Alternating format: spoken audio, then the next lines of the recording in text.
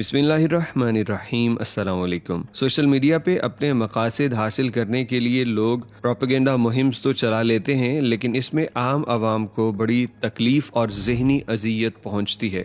जैसा कि एक ख़बर सऊदी अरब से सामने आई है कि मोहम्मद बिन सलमान ने मस्जिदों में अफ्तार पे पाबंदी लगा दी है, लिहाजा इस साल मस्जिदों के अंदर अफ्तार नहीं होगा।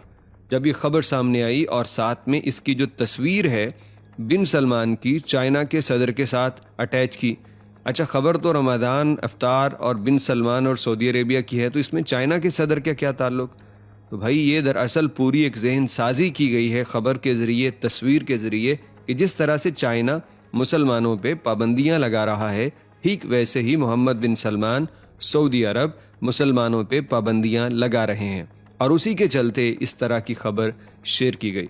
मुख्तलिफ़ ज़ुबानों में अब तो ये ख़बर डिस्कस की जा रही है, जितने मुँह उतनी बातें। मुख्तलिफ़ वेबसाइट्स ने इसको शेयर किया, हालांकि ये ख़बर को तब्दील किया गया। ज़रूर इस तरह की कोई इन्फॉर्मेशन आई थी, हम भी आपको बता रहे हैं, बताते हैं आगे चल के कि वो क्या थी, लेकिन उसको जो रंग दिया गया वो हकीकत के बिल्कुल उलट और मुख्तलिफ था।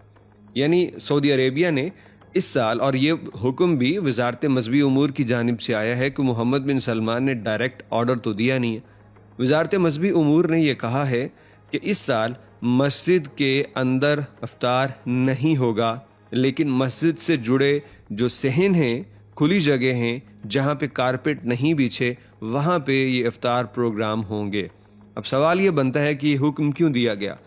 पिछले कई सालों के मुशाहिदे से ये बात सामने आई कि हर साल जब इफ्तार किया जाता है, वक्त बहुत थोड़ा, लोगों को ज़रा जल्दी भी होती है, और बाद में उसी जगह पे नमाज अदा करने की भी जल्दी है, तो इसलिए बहुत मरतबा ये हुआ कि मस्जिद के कालीन ख़राब हो गए, पानी, लस्सी या कोई और लिक्विड गिर गया, कोई खाने की चीज़ गिर गई, जिसकी वजह से मस्जिद के अंदर सफाई का वो इंतज़ाम बरकरार नहीं रहता था जो होना चाहिए। अगरचे सुफरा वगैरह होता है, फिर भी वो बात उस हद तक कवर नहीं की जा सकती कि कोई चीज़ गंदी ना हो। लिहाजा अब ये किया गया कि मस्जिद का तकद्दुस, उसकी सफाई सुथराई बरकरार रखने के लिए ये ज़रूरी है कि मस्जिद के अंदर इफ्तार ना हो, बल्कि खुली जगह पे वैसे फ़र्श पे हो जिसको बाद में धोना, साफ़ करना बहुत आसान हो। इसलिए ये हुक्म दिया गया है।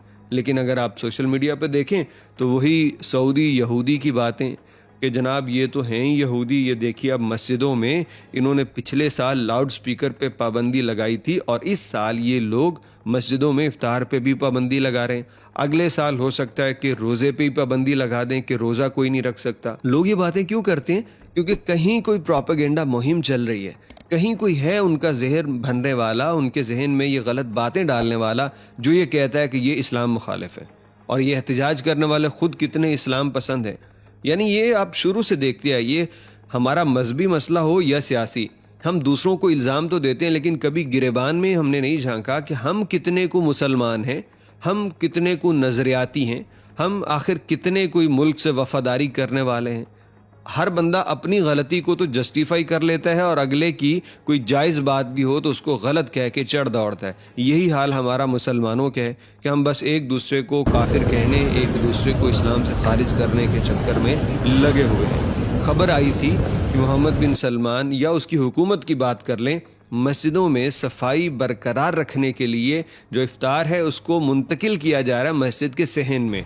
कोई बैन नहीं हुआ, कोई पाबंदी नहीं लगी, और ये जो इससे पहले लाउड स्पीकर पे पाबंदी लगाई गई थी, वो भी इसलिए उन्होंने लगाई थी कि हर जगह जगह पे मस्जिद हैं, तो ना एक की समझ आती है ना दूसरी की समझ आती है, और फिर मरीज़ भी होते हैं भाई। तो ज़रूरी है कि सिर्फ मस्जिद के हद तक आवाज़ रखी जाए, जहाँ पे लोग हैं वो सुने।